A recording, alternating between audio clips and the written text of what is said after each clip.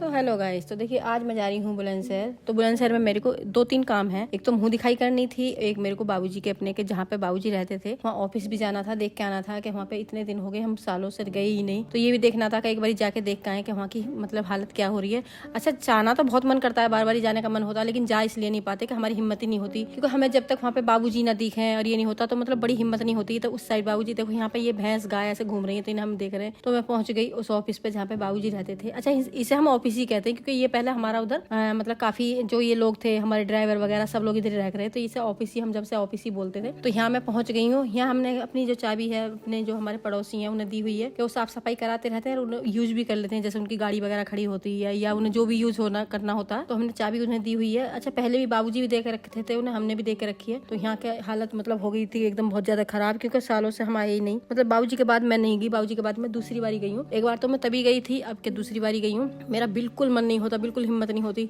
यहाँ पे ये टंकी रखी है जो बाबूजी के टाइम में बड़ी एकदम अच्छे से रखते थे बाबूजी, सफाई इतनी रहती थी, पेंट वेंट होता था। अच्छा, जहाँ आदमी है वहीं रौनक है, बाकी कुछ भी नहीं है। किसी के पास कुछ भी हो, अगर इंसान ही ना हो, इंसान से ही रौनक है, रौनक ही खत्म हो जाती है उस घर की। तो और जो हमारे बड़े बूढ़े थे जो सर पे हाथ होता है उनका, एक मतलब बाबूजी की मुझे वहाँ पे बहुत याद आई। तो मैं थोड़ी इमोशनल भी हो गई कि मतलब अच्छा नहीं लग रहा था बाबूजी इधर से आएंगे, इधर से आवाज देंगे कि तू कब आई है, कितनी देर में जाएगी, ऐसे बाबूजी बातें करा करे और तेरे लिए खाने के लिए क्या लेकर आऊं। और बाबूजी ने जो वहाँ बहुत सारी सब्जी लगा रखी थी, जो हमारा दूसरा वाला प्लॉट है ना उसमें बाबूजी ने काफी सारी सब्जी लगाई हुई है, लगा रखे थे। तो वहाँ पे बाबूजी क्या कहते थे, बता तेरे लिए क्या क्या मंगा दूं, कितनी सब्जी मंगा दूं। तो बाबूजी तभी किसी को भेजते स्कूटी लेकर, बहुत सारी सब्जी मंगा के मेरी गाड़ी बिल्कुल फुल कर देते सब्जी से, इतनी सारी सब्जी। तो ये सब चीजें देख के याद आ रही थी, सब कुछ ऐसा ही पड़ा था, उलट पलट, बिल्कुल अच्छा नहीं लगता। पता नहीं क्या होता है भैया, इंसान बड़ा बूढ़ा अपने सर पे मतलब हाथ उनके रहने चाहिए और अच्छे से, मतलब हम कह ही नहीं सकते कि हमारे बड़े बूढ़े को कभी भी कुछ हो जाए। जो हमारे बड़े होते हैं, बुजुर्ग होते हैं, उनकी छत्र छाया हमारे ऊपर बहुत जरूरी है और होनी चाहिए सबकी।